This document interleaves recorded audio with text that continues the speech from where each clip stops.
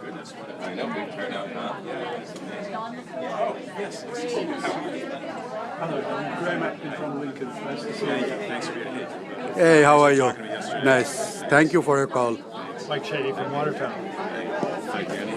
Nice to see you. Hey, Charlie. How you doing? Good to see you. Welcome to another awesome event, Diggs. Thank you very much.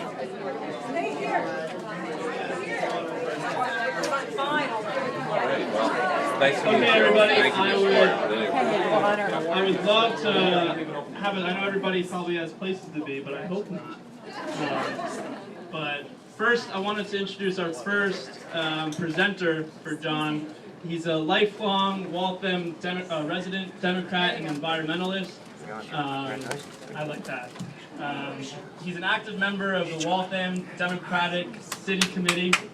I know we have a lot of people here today. One of the things that was interesting to me is that he can remember the first vote he ever cast in a presidential primary election. Many of you maybe have remembered her, Shirley Chisholm. So I guess everybody knows who she was. He's been the chair for Ward 2 in Waltham since 2008. He was honored by the 3rd MAD as a workhorse for the Democratic Party in 2009. Everybody, lifelong Waltham resident, Alan Muir. Thank you, Rick. Thank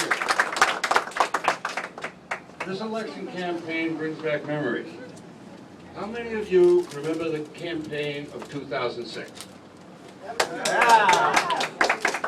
We were then suffering through 16 years of Republican governors.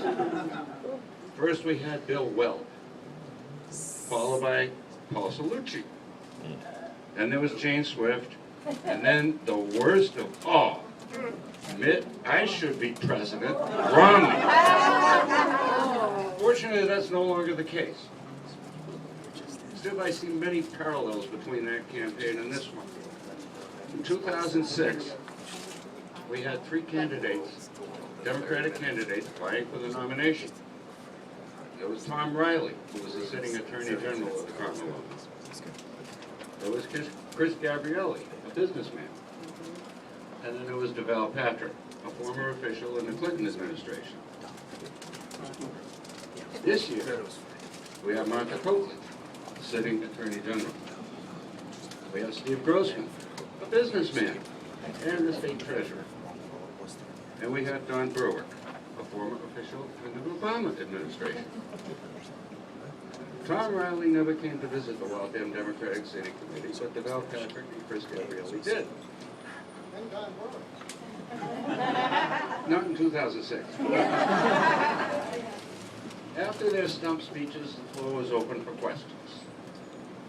Most of the questions revolved around people's pet issues: labor, education, same-sex marriage, criminal justice, mandatory sentencing, progressive taxation. I think you get the idea. Personally, I saw a little difference between the 2 candidates in terms of policy. So when my turn came to ask a question, I chose a different tack. I asked both candidates the same question. I said, I believe you're a good Democrat, as is Don. I believe you'd make a good governor, as will Don. But we've had a lot of good Democrats running for governor. They all would have made good governors, but they had one fatal flaw. They couldn't win! What makes you think you're different? Well, Chris Gabrielli talked about how he'd already experienced one statewide campaign running for lieutenant governor. He said he'd seen the mudslinging the Republicans could throw and was ready to counter it. He said he knew how to run a statewide campaign. He said that he was ready to take up the challenge. Well, Patrick talked about his grassroots organization. He said that he had visited every city and town in the Commonwealth, talking to voters and listening to voters. He told of how people were donating to his campaign in small amounts, how one man was donating $5 a month because that was all he could afford, but he believed in DeVal Patrick. People were donating in increments of $10, $20, $50, $100, not $1,000, $2,000, $5,000, whatever. I came away from that